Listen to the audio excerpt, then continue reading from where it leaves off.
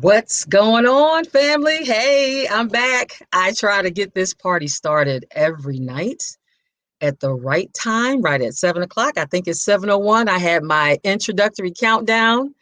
I had that very nice video from Unique Blessings, which is the nonprofit organization that has this podcast network that I'm a part of. So, what's going on, everybody? It is 7 o'clock on Sunday, May 30th, and this is the time for us to have these important conversations about domestic violence awareness and making sure that this information, these discussions turn into things that you and I can keep using for action. So I'm going to get right into it. As you know, my name is Angelique.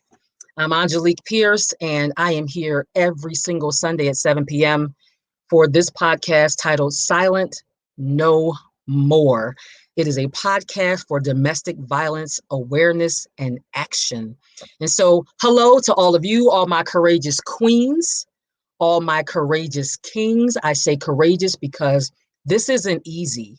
This isn't like one of those fluffy topics that we can all just jump into every single day of our lives. But I have committed that once a week, I will get on here and talk to you because it's that important. So, welcome to episode number 5. I can't believe it that I've been doing this for 5 weeks straight, but it's necessary. And so I am doing it and will continue to. I tell you guys every week that I prepare. I probably over prepare, but I don't take these moments lightly because this may be the one chance that I have to say something that changes the trajectory of your life, that makes a difference in your thinking, that changes something that you've been doing. And so I'm all over this thing. So, anyway, you guys know me. I am the founder of Ladder Masters Inspirational Leadership Group. For short, we call ourselves Ladder Masters. And I always tell you guys why I'm here. And there's 3 reasons. And there's only 3 reasons why I speak is to bring awareness, break down facades, and build conquerors, period. That's why I'm here every single week. So, all right. I want to talk to you a little bit today about the topic. I'm sure you guys saw this flyer. That's my face. The flyer and the name of this episode, it is episode number 5, and it's titled, It's Over, but It's Not. Because that's the truth of domestic violence. That's the truth of abuse when you have an intimate relationship with someone. So it's the realities of post-separation abuse. Yes, it's a real thing. I experienced it. Thank God I had the people around me to help me through it. So today, during this episode, I want you to know that I'm going to be giving a lot of shout outs. So first, I got to acknowledge the UB Podcast Network, Unique Blessings. Again, I shout them out every week, led by no other than Miss Queen Unique, Miss Chantel Evans, a phenomenal woman and sister of mine. Absolute thanks. But the next person on the list that I want to thank, very important gentleman, and I haven't spoken to him in quite a while, and I just talked to him last night, which is phenomenal. His name is Eddie Meeks. He's an attorney. Let me tell you why he matters. First of all, he matters because at the beginning of all of this, when I was trying to get out of my marriage, I literally could not see a way to do that. I didn't see any way to get myself out of the abuse. And so I'm going through the phone book and I am calling attorney after attorney, and they're like, ridiculous amounts per hour, didn't want to give you their time unless you paid them for a consultation, $4.50 an hour, $3.50 an hour. It was crazy. But I got on the phone with attorney Eddie Meeks, and he took the time to talk to me about my options and to make me see the bigger picture of my situation. And during that call, he said, I'm going to tell you right now, Miss Pierce, you need to strike first. And I thought, what does that even mean? Long story short, I am grateful for this man who helped me get out of my situation, get separated from my abuser, and changed my entire life. So the person that you see sitting here before you right now, who can smile, who is victorious, started with this person. Thank you, Eddie. If you are listening, I don't know. Hopefully you watch the recording, but thank you very much for being who you were in my life that I needed at that moment. Showed up to court for me and everything, and I hadn't even yet paid him at that moment. Thank you. All right, so I'm gonna keep on going. So I always remind you guys what domestic violence is and what it's not. Please keep this definition at the forefront of your mind because I didn't make it up. We all think it's the punching and the strangling and the bruises, and those things are real. They are absolutely the criminal side of domestic violence, domestic abuse. But I'm going to read this definition because it has to stay at the forefront of your minds. It is the willful intimidation. What did I say? The willful intimidation, meaning it's on purpose. Do not be confused. They're not angry. They're not upset. It is willful. It is by choice that domestic abusers abuse. All right, the willful intimidation, physical assault. Yes, there's the physical piece. Battery, sexual assault is a part of domestic violence, and or other abusive behavior as part of a systematic pattern of power and control. A systematic pattern of power and control, and is perpetrated by one intimate partner by another. What's the point? They want to do physical abuse, sexual violence, threats, economic abuse, otherwise known as financial abuse, and psychological abuse. If they can stay in, if they can get in and stay in your head, absolutely, that's the place that it will become their playground. So stay with me. And just know that abuse can be intentional, like meaning they are actually doing it in front of you, they're on purpose doing it. It can be action or non-action, is what I want to say. It can be action or non-action. So pay attention, meaning it could be something they're doing directly at you, or it could be something they're doing that's meaning they are absolutely ignoring you. It's the psychological part. Doing something where you're looking for an activity, you're looking for a response, you're looking for their input, you're looking for it. They refuse to give it to you. It's amazing. So anyway, I got ahead of myself. I always say a prayer, and I want to make sure I say that really quickly. So I'm going to pause right here and say a quick prayer because these topics and what I'm about to talk about tonight is heavy, it's real, but we got to do it. So I'm going to say a quick prayer. Father, I just come before you, thanking you as I thank you every episode, God. This thing we talk about, domestic violence, God, it's not an easy topic, but we're getting through it every single Sunday. I have survived. People watching have survived, and not just survived. God, I thank you for us thriving in the midst of all the craziness, the stuff that didn't make sense, the things we thought we couldn't tell people, the pain we suffered in silence, the struggles we had at work, trying to continue to be productive, but struggling in our minds and our hearts about what to do. God, I thank you that you were with me, even though sometimes I couldn't feel you. You were with me through the people who were around me, God. I just thank you. So, Father, right now, as always, I pray for any victim, survivor who is listening right now. I pray for those who are still in it. I pray for their strength, their strength and courage to get out and stay out, God. That is what I pray for. I thank you for all these things. I count it done. In Jesus' name I pray. Amen. All right, let's keep going because it's serious. All right, so during last week's episode, you'll remember that I went in depth about the power and control wheel. That power and control wheel was about what it is when you're in the relationship, is during the intimate relationship. And so today's episode, you'll recall, is called It's Over, But It's Not. It's about the abuse that happens post separation, the abuse that happens after you've gotten out of the relationship. Yes, it does happen. How, Angelique? If you're separated, if the person's no longer in your space, how can they possibly continue this abuse? Oh, let me tell you, it happens. And I know exactly what it's like, and I know I'm not the only one to know. All right, so people think, didn't she or he get away? Right? Like, wasn't life all better now that you're separated from your abuser? No, it was not. In fact, it was like hell on a new level, on a different level. It was different, but it was still abuse. And I thank God that I'm not in that space anymore, because that's how I'm able to talk to you now. There's a freedom, there's some liberty in what I do now. But right after, all better can take years. And it took me years. So I'm going to keep talking and keep going. So on the flyer, I showed you guys a new wheel. It is the post-separation power and control wheel. It's a real thing. There's 8 areas to that as well. So let me run them down the list. Using harassment and intimidation, undermining her ability to parent. Now you have to remember, This wheel is from the same organization that did the power and control wheel, and they focused a lot on women being the victims and men being the abusers. And so this wheel as well is written from the perspective of her, right?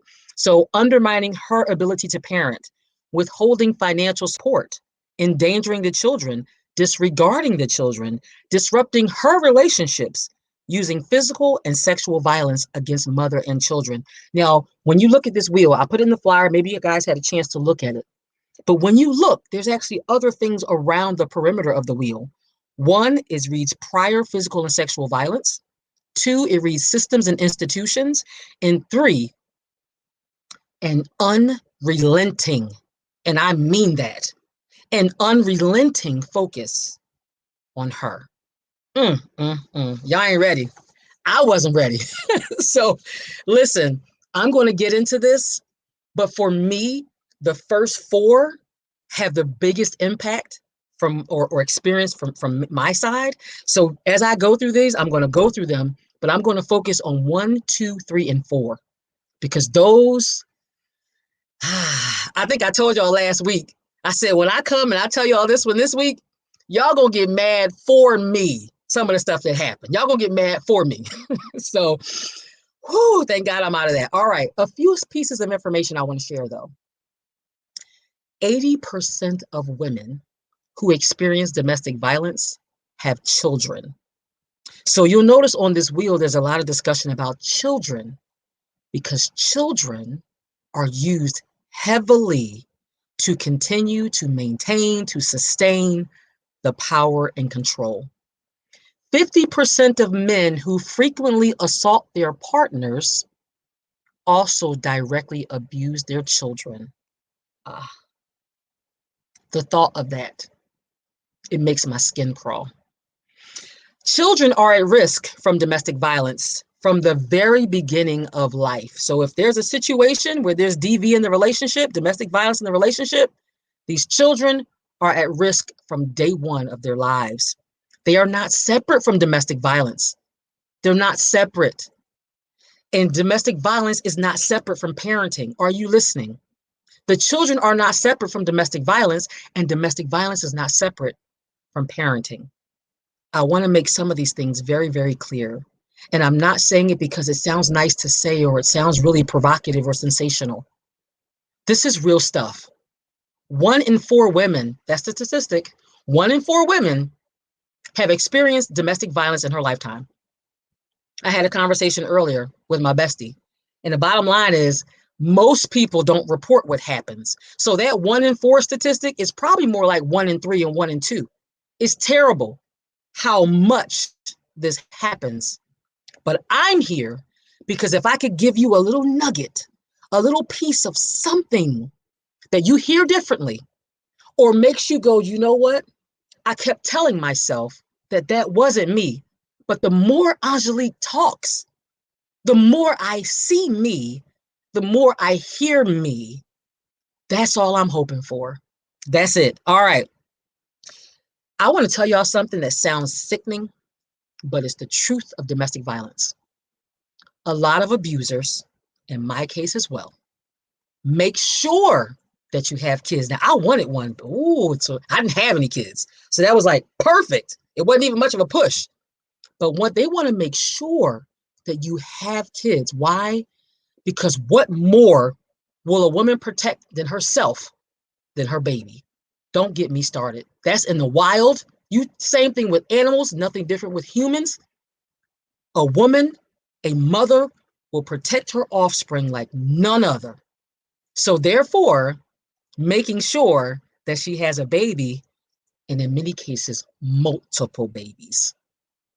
How much power and control can that person, can that abuser inflict on that victim, that survivor? All right, so, but in my case, not only did I have a child, but he married me, which makes this whole thing just so like disgusting because what a way to lock somebody in and make sure you got all the hold on them that you need. Married, baby, there you go. It's disgusting, but I'm gonna keep going. Okay, so remember I mentioned the prior physical violence. This is around the cycle. Prior physical violence. Systems and institutions. This one I'm going to get into. That is at the bottom of the circle. It's the black base layer, systems and institutions.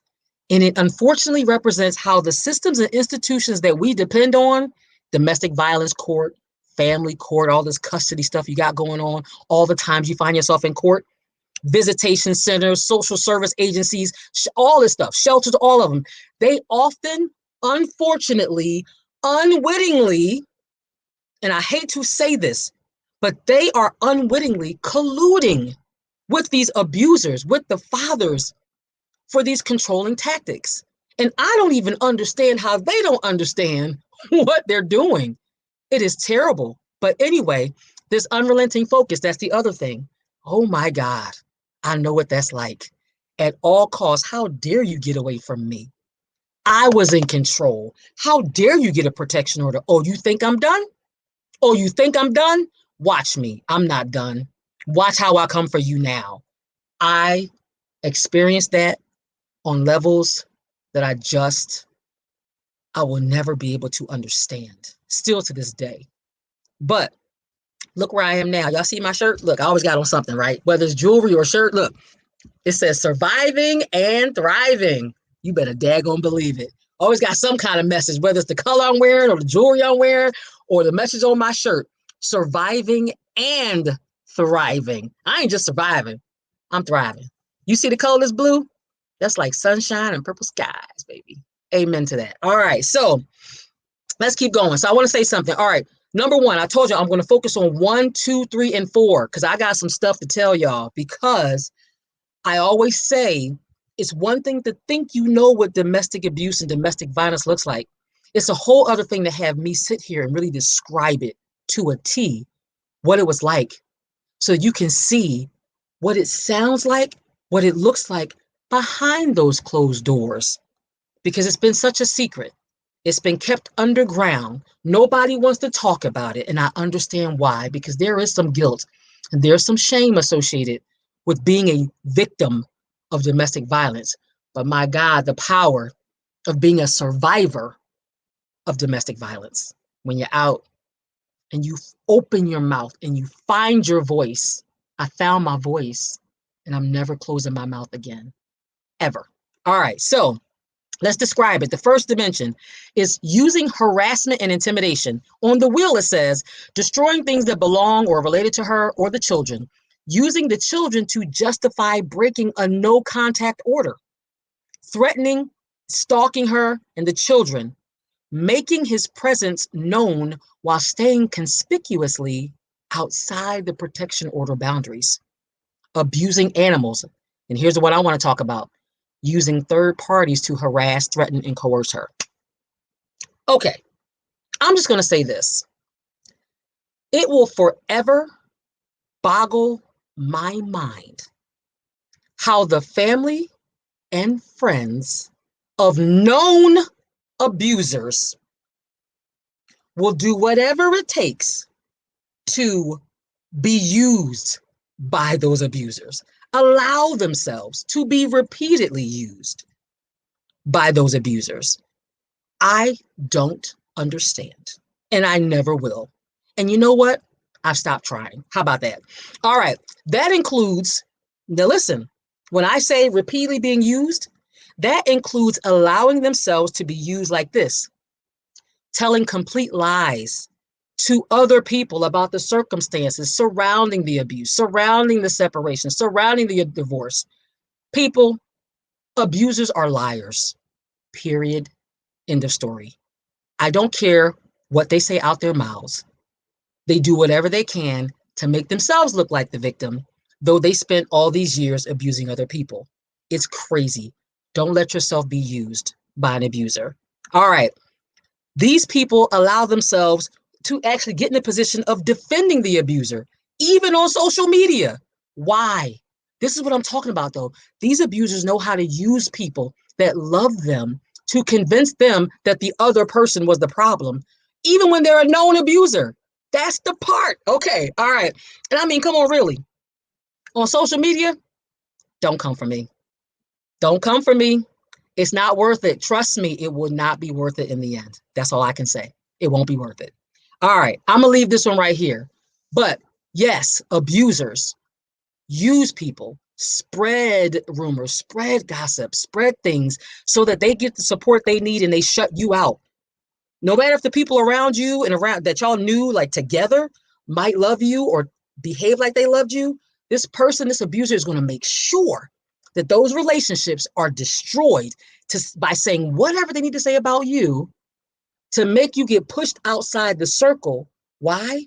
So that those people will never hear the real truth about what happened.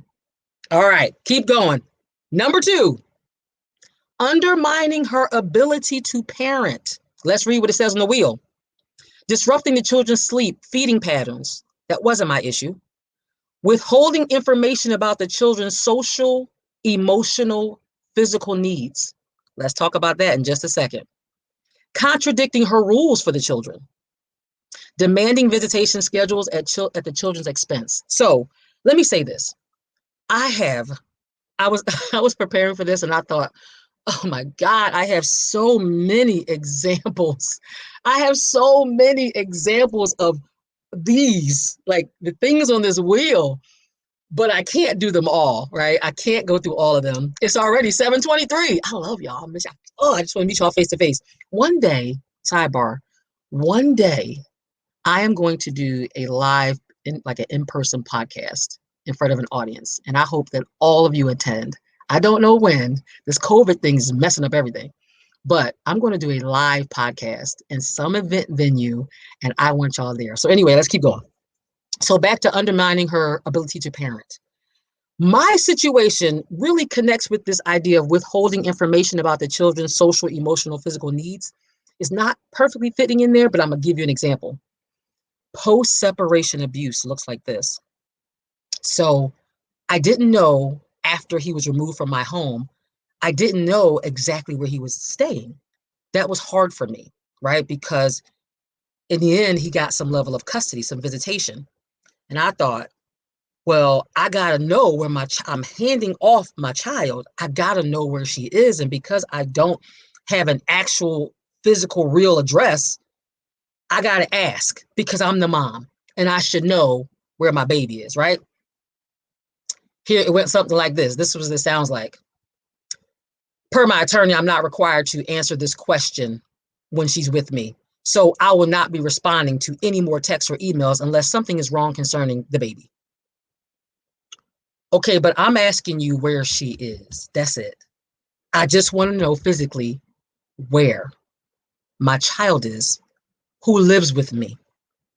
And it was at the same place like was communicated on the last visit. DSS has the address.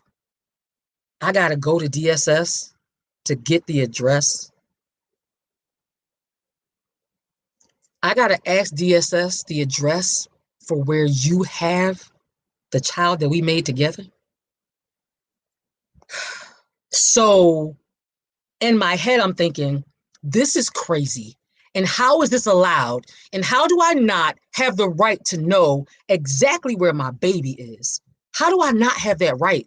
I went to my attorney, by the way, not the one I talked to y'all about first. This was my second attorney. Y'all, I've been through three attorneys. I've been through three attorneys in this process. The second attorney that I had, so not Eddie Meeks, who's my friend, like, he's a guy, good guy. This second attorney who I got rid of as soon as I could, he said, there really isn't, listen to this, there really isn't anything that we can do about him not telling you where your daughter is while he has physical custody. We can talk tomorrow if you be available. And so what did I tell you in the beginning? You can imagine how good he felt to tell me, I ain't got to tell you nothing. What you gonna do about that? Better call DSS. That's the address they got. They got the address. Ooh, ooh. Listen to me. I know we all want to have children, and my little lady is awesome. But when I tell you to take your time, I mean take your time. You have to know who you're having kids with because it goes like this. If you pick the wrong one, it goes like this. All right. Number three, discrediting her as a mother. I'm going to read this and then I'm going to tell y'all some things that happened. Using her social status against her. That could be sexual identity. That could be your immigration, your race, your religion, your education, your income. When I tell y'all, I know what this is all about. All of it. Inundating the system with false accusations of bad parenting, cheating, using drugs, being crazy. I'm going to get to this in just a second. Exploiting children need a father to gain sympathy. Uh-huh. Isolating her from family, friends, practitioners, and other supporters. Now, um, mm, yes, I was discredited in very specific ways. Or there was attempts. Let me back up. Let me pull that train back. Hold on. Whoa, whoa, whoa. Let's reel that back in. There were attempts to discredit me. But let me tell you something about my life, my God, my mama, my family, and my friends. You can only go so far because some people are like really actually good people and some people ain't. And when you're good people, and I like to consider myself good people, there are those around you who know that and they will fight tooth and nail for you. And I got a laundry list of people, my sorors. I'm a shout out DST like nothing else. My sorors of Delta Sigma Theta, my chapter sorors, my friends, even from my job. Don't get me started. So you can discredit all you want, try all you want, but people know better and they see the God in me. So I'm thankful. All right. The sentence reads, inundating the system, meaning the court system, with false accusations of bad parenting, cheating. Boom. Right there. Right there. The cheating accusations that I faced were a real thing. They occurred during the relationship. They occurred after the relationship. Amazing. But you know what I'm going to do? I'm going to wait to tell the details of that story under the next one because I'm telling y'all, y'all going to be pissed for me. Okay? So you know what? Let me just jump to that one because I'm not even going to stay here. I'm going to jump to number 4 because Jesus, I see some comments. Hold on. Let me see what we got. What we got? Hey, Jacob. Oh, look at that. Got some people here. I got some people here. Thank you, Jacob. Who else is on here? Oh, what's going on, Mike? It's good to see y'all. I'm so glad y'all on here. All right, so let me keep going. There's some important stuff I want to share. But before I do, I'm going to get back to that cheating and all the stuff that happened with the court. When I tell y'all this is crazy, it's crazy. I want to share something with you that I learned during this process. I study a lot, I read a lot. I'm going to share something with y'all. This particular situation about withholding financial support. So that before we talked about number 3, but I'm going to pull number 3 over into number 4 because number 4 reads withholding financial support, withholding child support, whether that's insurance, medical, basic expense payments. Here it is, using court action to take her money, resources, using court action to take her money, her resources, interfering with her ability to work, blocking access to money after separation. There's 2 things I'm going to talk to you about. The one that says using court action to take her money and resources, and the last one that says blocking access to money after separation. Now, before I get into the examples, let me say this. There's a lady, this is a little bit of information. I told you, I like to bring awareness, okay? There's a lady named Marianne Hester. Years ago, she created this model. It's called Life on 3 Planets. Life on 3 Planets. The reason why she created this model is because she watched the situation that occurred with domestic violence victims and how those victims had to go through divorce sometimes, through the custody court with the family court people. They had to go to domestic violence court. There's all these people involved in these 3 planets, which is like the family court, the DV court, and all these other child protection agencies. And although a mother could be the victim of domestic violence and go get a protection order from the domestic violence court, That's one planet. There are these other two planets, the family court and child protective services, that are on two other planets. And it's like they don't understand the first planet. It's like they don't talk to each other.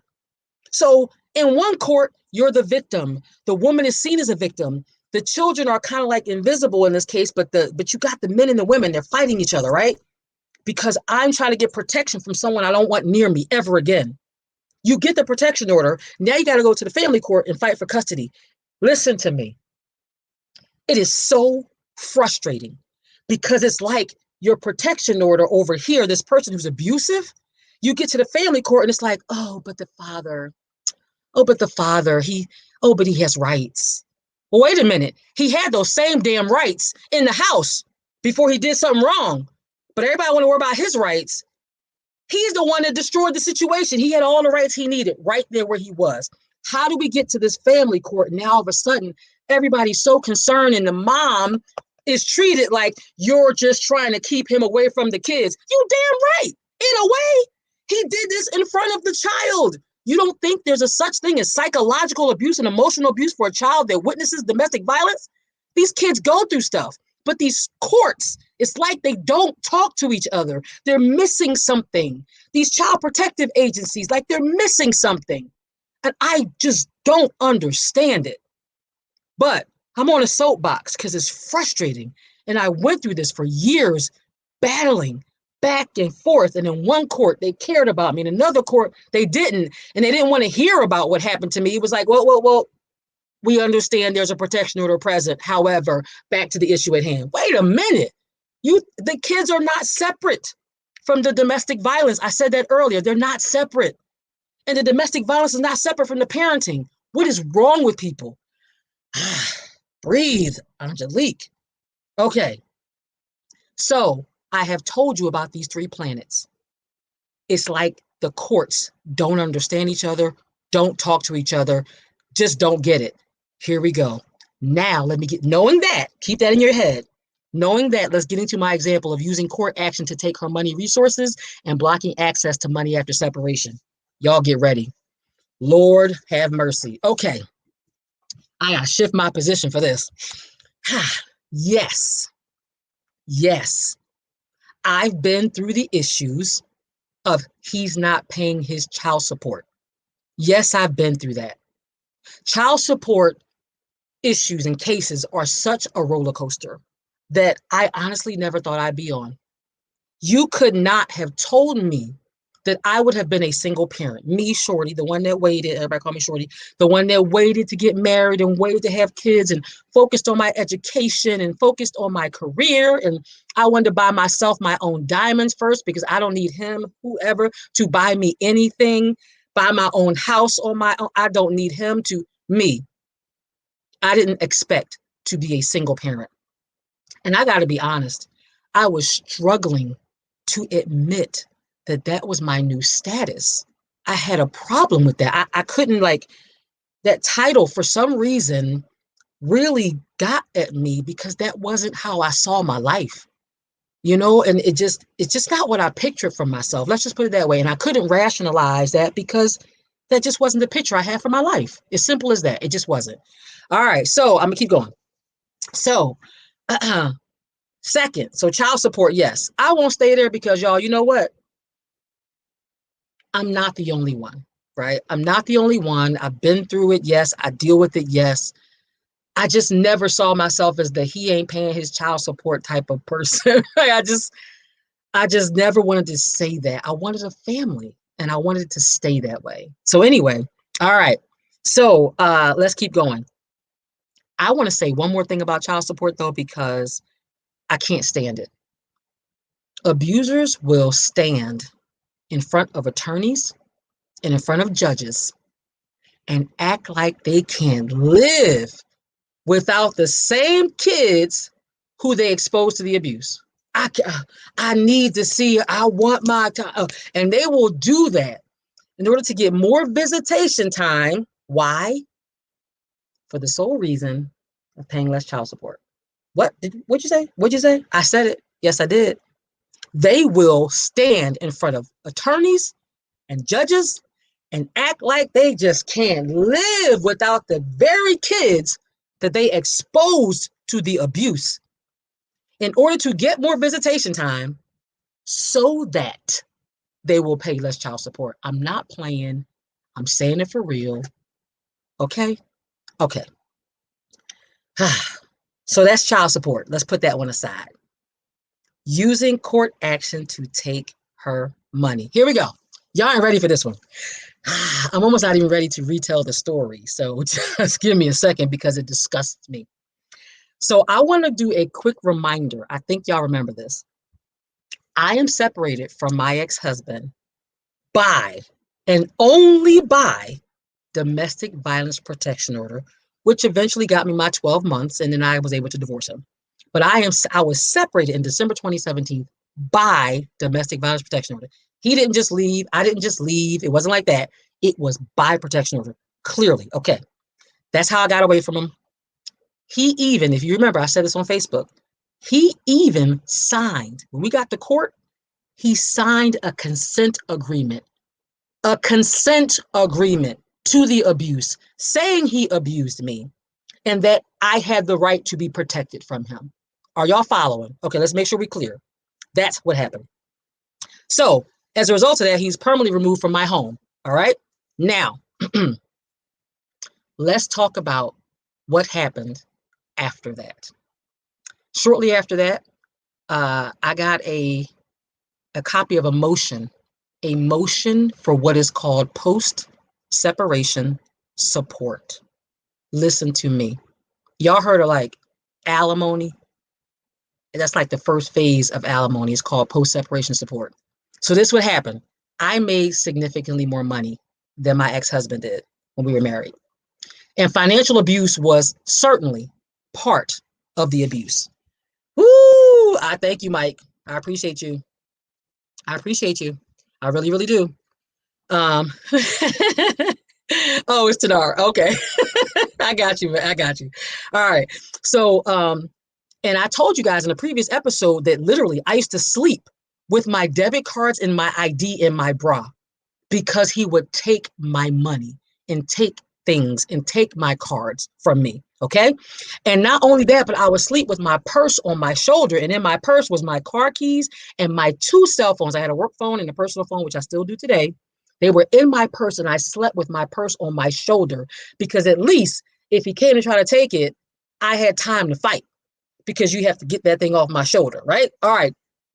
So I was already being abused financially in the marriage.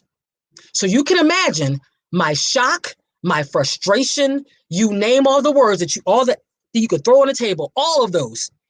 When I got a motion sent to me, a copy of a motion that he had filed for post-separation support. What is that? Well, that means he and his attorney went to a courthouse and submitted a document that said he needs her money to survive after they have separated. Did you hear me? What did I tell y'all first? We were separated by protection order to which he signed a consent agreement, but then he went to the court and filled out a paper that said, I still need her money though.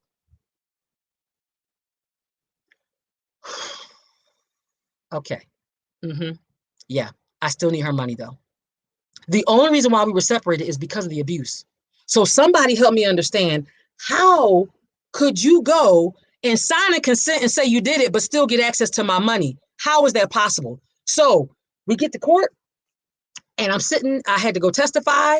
But actually he was first, get up there, he testifies and he goes about the process of saying how he's struggling and how I made all this money and he needs my money and she was the one that had this and paid that and this, that, and the other, and I need it and I need it and I need her money. Are you crazy? Yes. And they let him testify to all of that. Mm-hmm. Guess what happened when it was my turn? I got up on the stand. My attorney said he tried to lead me in my questions where we got to this domestic violence piece. His attorney kept objecting and the judge kept sustaining. And I said, what? Like, why can't I tell what happened to me? How is it possible that he can sit here and play the victim like, oh my God, I'm so broke, I need this money.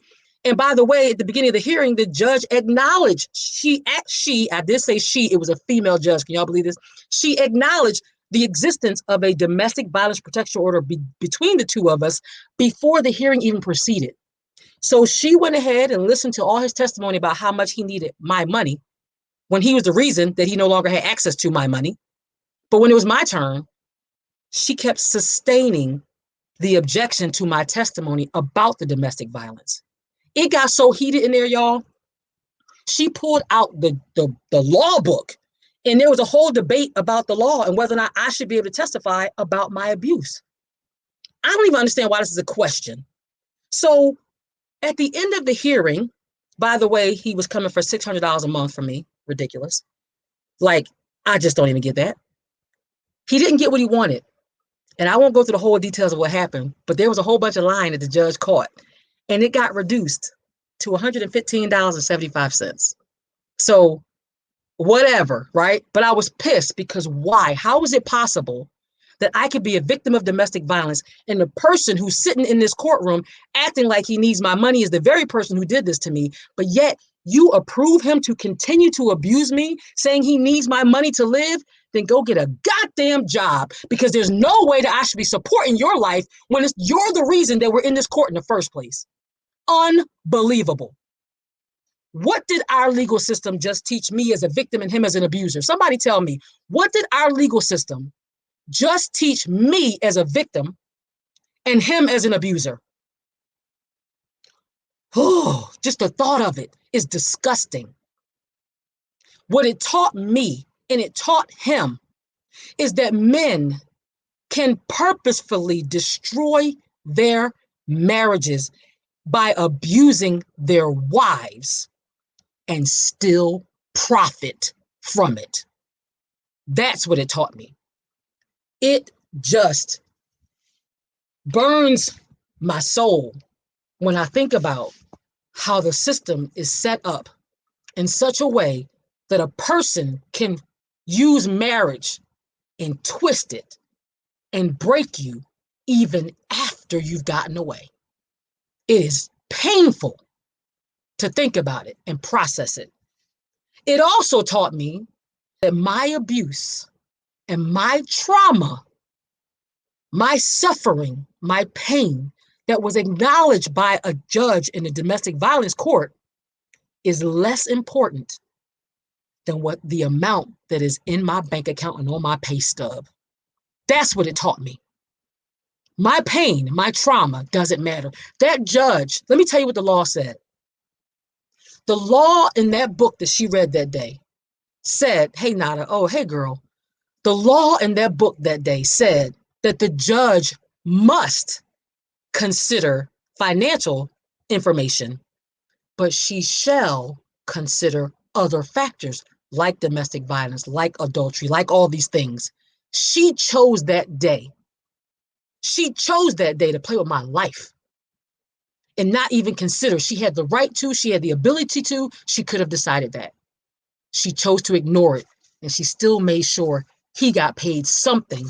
And not only because he won, because he got paid something, you know what else I had to pay? His attorney's fees. So not only did I have to pay my attorney, I had to pay his attorney and keep paying him monthly, sending him checks monthly. Y'all want to know what abusers do after they get away from the one they were abusing? This is what they do. This is what they do. They find a way to keep abusing. Okay, so let me tell y'all one more story about how the court gets used. So I told y'all I have a pretty good job. Thank you, Nana. I agree. I have a pretty good job. I work for Daimler. Y'all know I talk about Daimler. I love my company. I'm so proud to work for Daimler.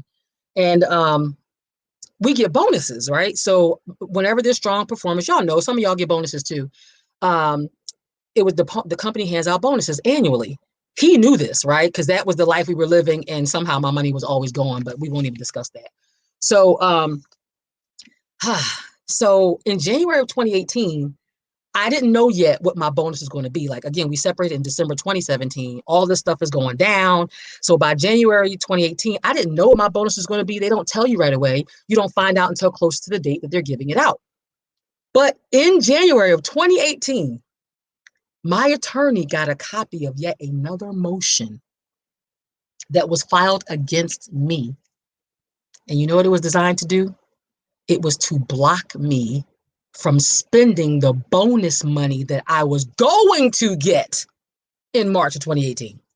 It was an injunction filed against me to block me from spending my bonus money, to make sure if he had a chance of getting it, he was going to get some of it.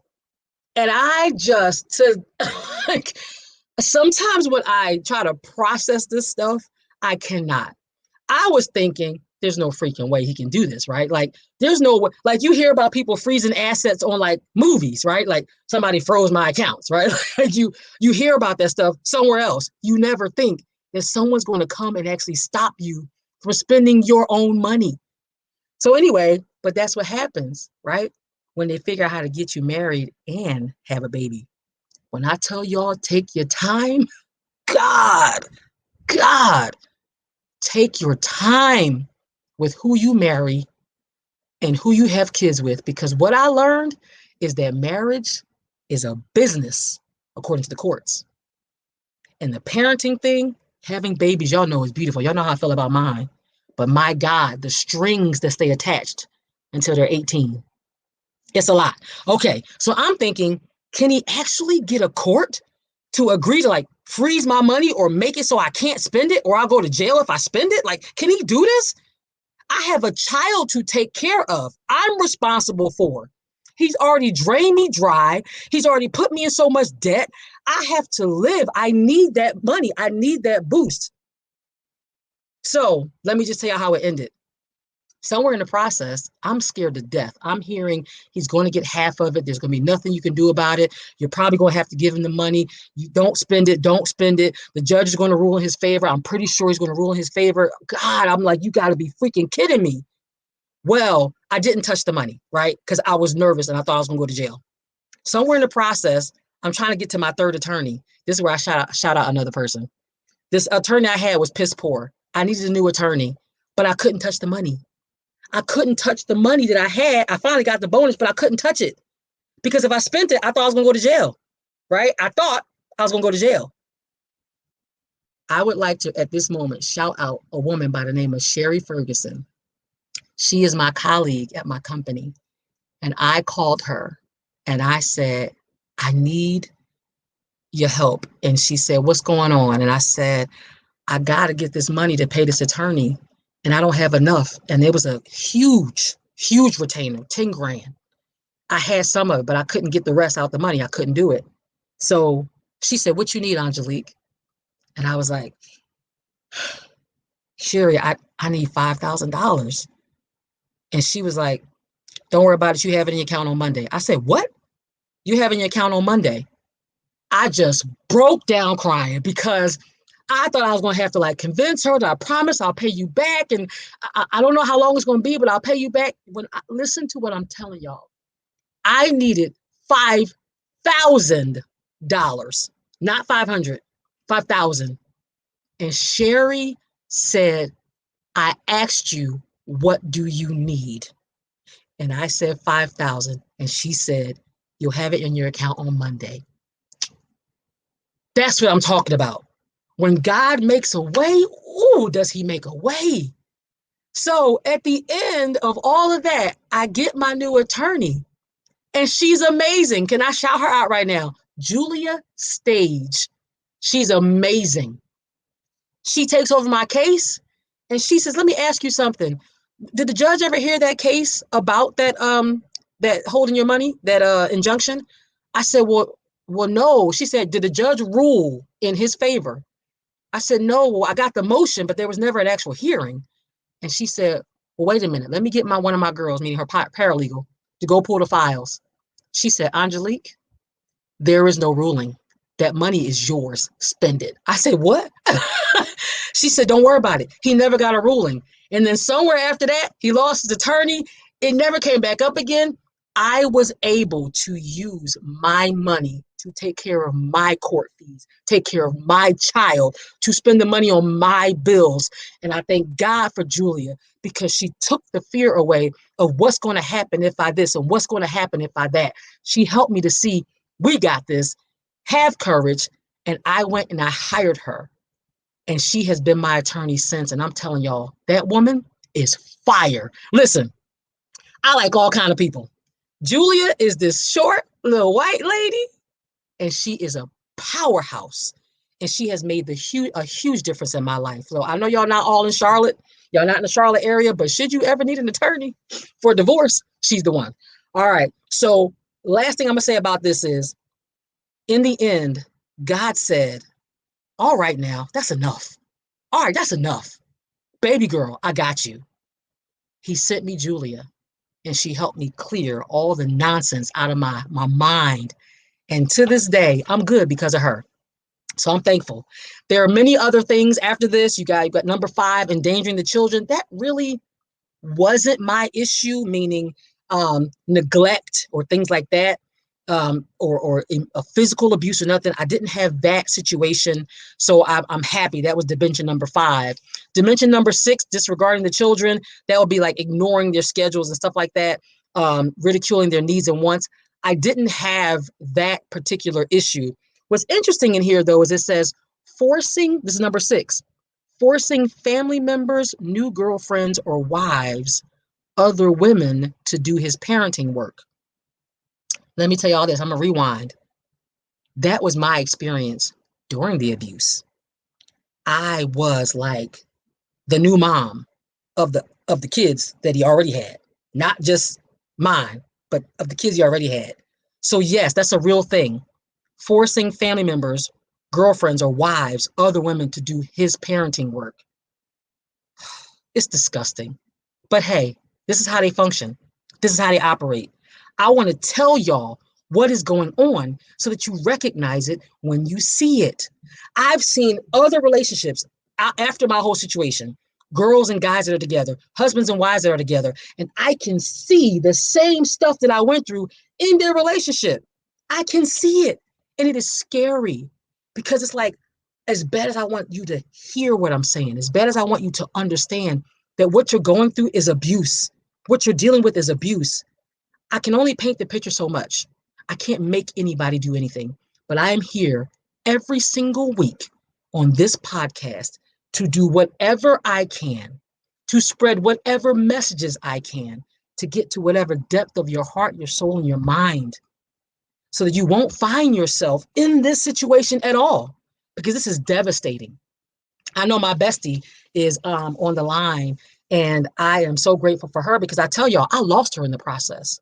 She was one of those people who he quickly realized she was a problem for him, and she was too street smart, that she was on to him. And she, listen, the funny thing is, she wasn't even sure why she was on to him in the beginning. She just knew something. Where you at? Say something on here. She just knew something was off, but he knew she knew. And so he did everything he could to get her out of the picture as fast as, hey, Faye, as fast as he possibly could. And I lost my bestie, Tanara, for the entire time I was going through it. We reconnected afterward. And I swear to God, like, I am so grateful that she is back and that we are together. I know her since we were 5 years old. How many people can say y'all have known somebody since y'all were 5 years old? And I lost her for about 5 years. That was hard, but she's back because God is good, because that's how he functions. That's how he operates. He's a restorer. He's a restorer. All right. So I'm going to keep going. Number 7, disrupting her relationships with the children. Sometimes they actually go as far as coercing them to ally with them, degrading the mom to the kids. To the kids. Oh, I love you too. Degrading the mom to the kids. Now, I've experienced that to an extent. It wasn't the worst part of it, but I have experienced my daughter coming home and saying things like, well, he said this and that. And I'm like, y'all know what I'm thinking, mother. That's what I'm thinking.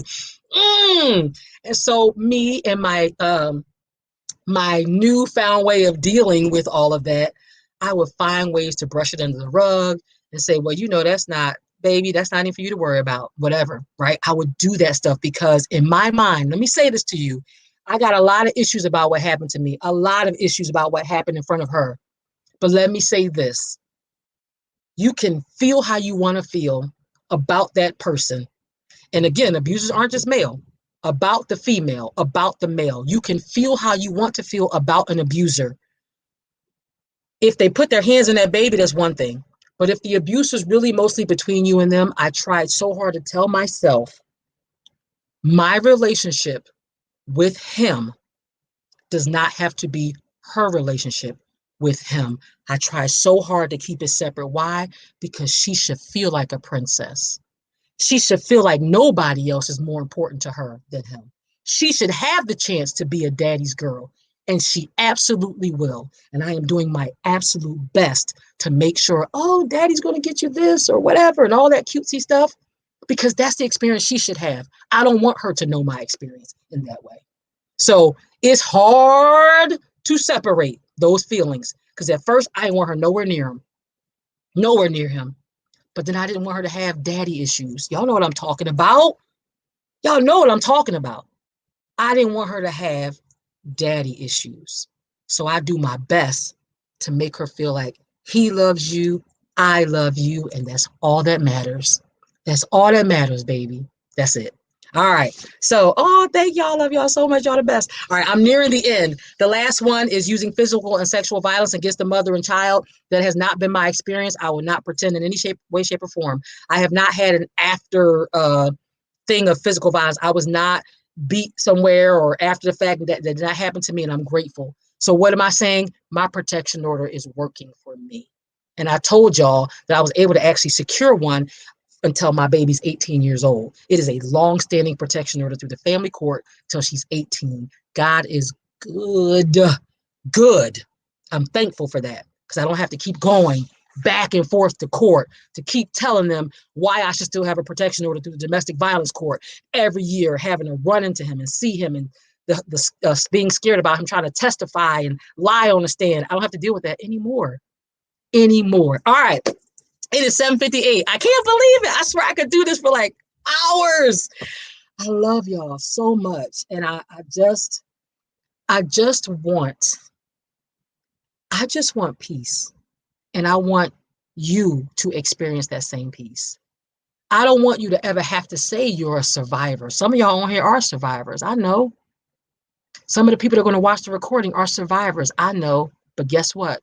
Some of the people watching this or that will watch the recording are still in it, still struggling, still trying to get out. I pray something I've said does it. Just remember, you are not the blame. Here's my affirmation. You were never to blame. I was never to blame for what he did to my life, to my family. I want to say thank you to all of you who tune in every Sunday, even if you don't tune in every Sunday, even if you tuned in once, give me a comment once, shared my thing once, whatever it is. By the way, somebody reminded me today to tell y'all to share it. So if you're on Facebook and you see my recording, please share it. Hashtag Angelique Speaks. Hashtag Silent No More podcast. Please do. When this video goes out onto Facebook, please do share it, forward it, send it to your group, send it wherever. Hashtag Angelique Speaks. Hashtag Silent No More podcast. I would appreciate it. Remember, I'm here next Sunday. I hope this helped you in one way, shape, or another, whether it was to just bring awareness, to break down facades, or to build you as a conqueror. I'm so happy to be here. It is not easy to tell these stories. It is not easy to remember. It is not easy to reminisce. But I do it because I know that somebody is getting something out of this that is real and raw. And if I got to tell my little story to make sure that happens, I'm here for it every week. All right. I love y'all. It's 8:00. I will see y'all next Sunday. I'm going to be having some guests on the show that I can't wait for y'all to see. Thank you for staying on. I will see y'all next week. I love y'all. See y'all later. Bye.